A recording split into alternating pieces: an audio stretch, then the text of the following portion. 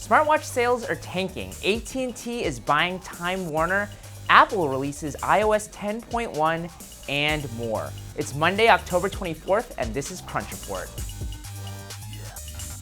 We've been hearing a lot of hype about smartwatches, but it sounds like consumers might not be embracing them yet. A new industry report from IDC shows that smartwatch sales dropped 51.6% in the third quarter of this year.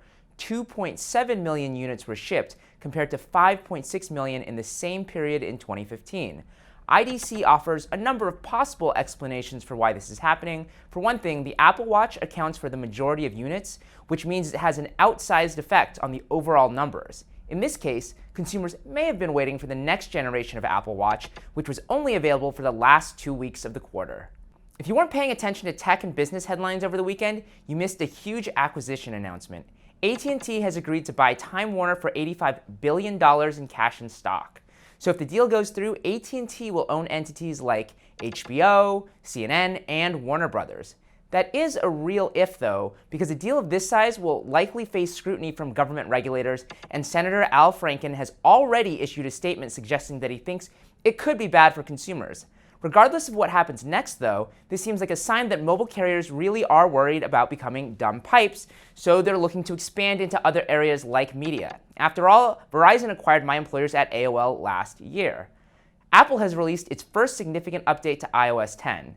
It's an update focused on portrait mode, a feature that takes advantage of the two lenses on the iPhone 7 Plus to create background blur in your photos.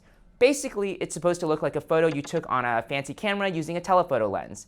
TechCrunch editor-in-chief Matthew Panzarino wrote about portrait mode last month, and he was pretty impressed with the results, although he said it has trouble with a few things like motion and leaves and fences. The feature is still in beta, but if you take a portrait mode photo and you aren't happy with the results, you can still go back to the original photo. More acquisition news. The New York Times is buying the Wirecutter and the Sweet Home, two sites founded by former Gizmodo editor Brian Lamb. I'm a big fan of the Wirecutter, and I'm guessing a lot of you are too.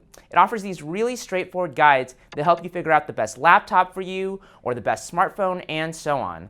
The Times says Lamb will still be involved, but only in an advisory role, while Ben French from the Times becomes interim general manager. Recode reported that the acquisition price was more than $30 million. Google announced strategic partnerships with Visa and MasterCard to expand the reach of its mobile payment service, Android Pay. If you're using Android Pay to shop online from your smartphone, you'll soon be able to make payments on hundreds of thousands of new sites using Visa Checkout or MasterPass. You'll need to connect your Android Pay account to those services first, but after that, you can pay without the hassle of entering a username and password. Google says the updated Android Pay app will be available early next year. That's the report for today. I'm Anthony Ha, filling in for Tito Hamzy, who's in South Korea. Crunch Report airs every weekday at 7 p.m. Eastern, 4 p.m. Pacific on TechCrunch.com. You can also find us on iTunes and on YouTube. We'll see you tomorrow.